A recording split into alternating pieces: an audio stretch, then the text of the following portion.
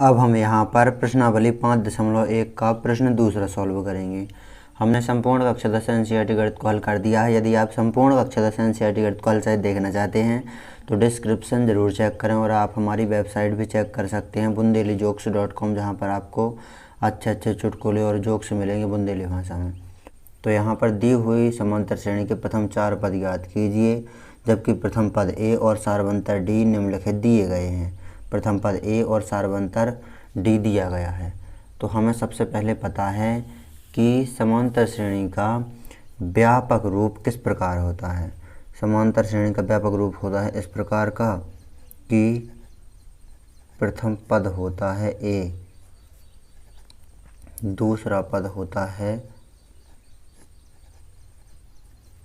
ए plus D, तीसरा पद होता है ए प्लस 2d, चौथा पद होता है ए प्लस 3d, पांचवा पद होता है ए प्लस 4d। उस पद से d एक कम होता है, ये आपको ध्यान देना है। यदि यहाँ पर कहा जाए 100वां पद हो जाएगा ए प्लस 99d। इस संख्या से d एक कम होता है। यदि यहाँ पर कहा जाए 1000वां पद, तो 1000वां पद इस प्रकार हो जाएगा ए प्लस 1000 में एक कम कितना होता है 999 और डी। इस प्रकार का होता है समांतर श्रेणी के व्यापक रूप। तो यहाँ पर हमें प्रथम 4 पद ज्ञात करना है, तो पहले को ही सॉल्व करेंगे। तो यहाँ पर प्रथम पद होता है ए, दूसरा पद होता है ए प्लस डी, तीसरा पद होता है ए प्लस 2d, चौथा पद होता है ए प्लस 3d। 4 पदों तक ही हमें निकालना है।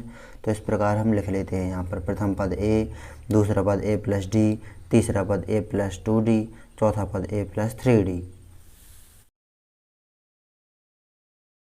तो यहाँ पर पद निकालेंगे। प्रथम पद ए दिया गया है 10, तो प्रथम पद है 10। दूसरा पद ए दिया गया है 10 प्लस डी दिया गया है 10, तो 10 और 10 20। तो ये दूसरा पद निकल आया हमारा। तीसरा पद है ए प्लस 2d, ए का मान है 10 प्लस 2 ज्यों का त्यों इंटू डी का मान 10। यहाँ पर सॉल्व करेंगे। 10 ज्यों का त्यों, प्लस का चिन्ह लगाया, 10 दूनी 20, 10 का गुणा 2 में होगा तो 20 हो जाएगा। 20 और 10 30। तो ये है तीसरा पद। चौथा पद ए प्लस 3d है, तो ए का मान है 10 प्लस 3 इंटू डी का मान भी है 10। यहाँ पर 10 ज्यों का त्यों, प्लस का चिन्ह लगाया, 10 तिया 30 गुणा हो जाएगा 10 का 3 में, तो 10 का 3 में गुणा होगा तो 30 आ जाएगा। तो यहाँ पर 30 और 10 40। तो ये है चौथा पद। तो यहाँ पर श्रेणी के प्रथम 4 पद 10, 20, 30, 40 हैं। तो ये हमारा आंसर आ गया पहले का। अब हम यहाँ पर दूसरा देखेंगे। तो दूसरा है जो ये बिल्कुल इजी है, क्योंकि यहाँ पर सारवंतर डी है जो 0 दिया गया है। तो मैं आपको एक बात बता दूँ, जब सारवंतर डी 0 हो तो श्रेणी के सभी पद प्रथम पद के समान होते हैं। ये आपसे विकल्प में भी पूछा जा सकता है। तो यहाँ पर दूसरा प्रश्न सॉल्व करेंगे हम। तो इस पेज में सॉल्व कर देते हैं दूसरा। तो दूसरा में ए बराबर दिया गया है -2 और डी बराबर दिया गया है 0। तो जो डी है ये है सारवंतर। जब सारवंतर डी 0 दिया गया हो तो श्रेणी के सभी पद,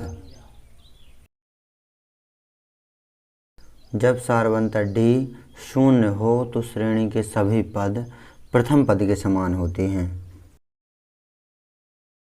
ये आपसे विकल्प में भी पूछा जा सकता है। तो यहाँ पर चार पद निकालना है हमें इस प्रश्न के, प्रथम चार पद। तो यहाँ पर श्रेणी के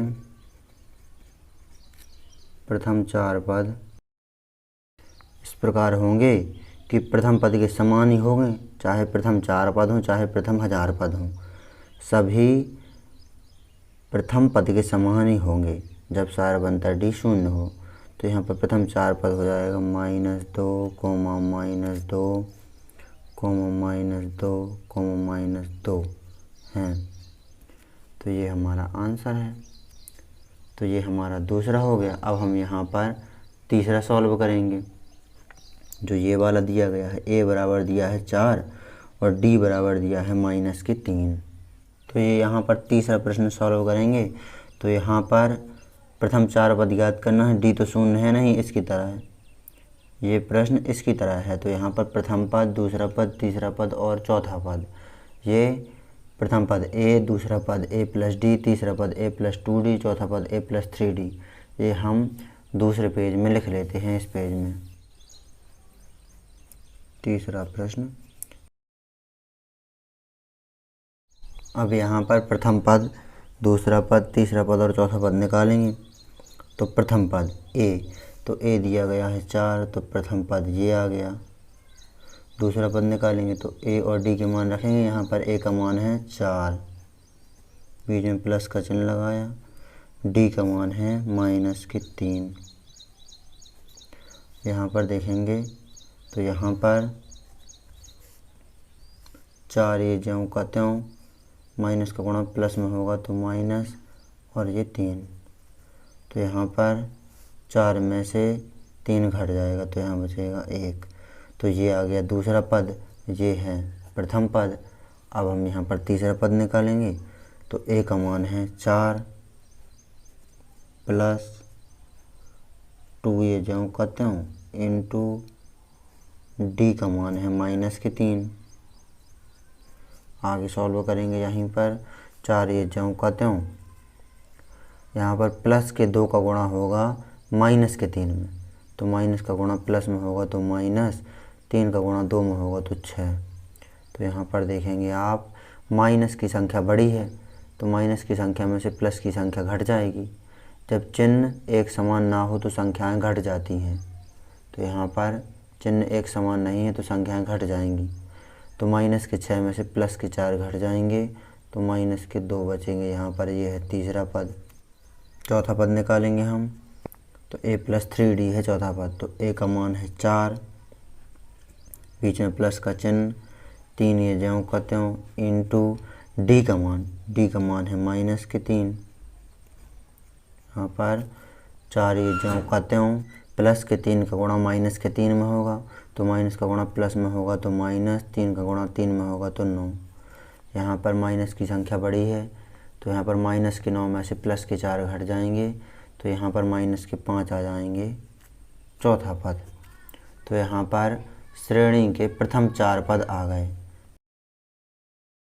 श्रेणी के प्रथम 4 पद इस प्रकार है 4, ये प्रथम पद हो गया। दूसरा पद है 1, तीसरा पद है -2,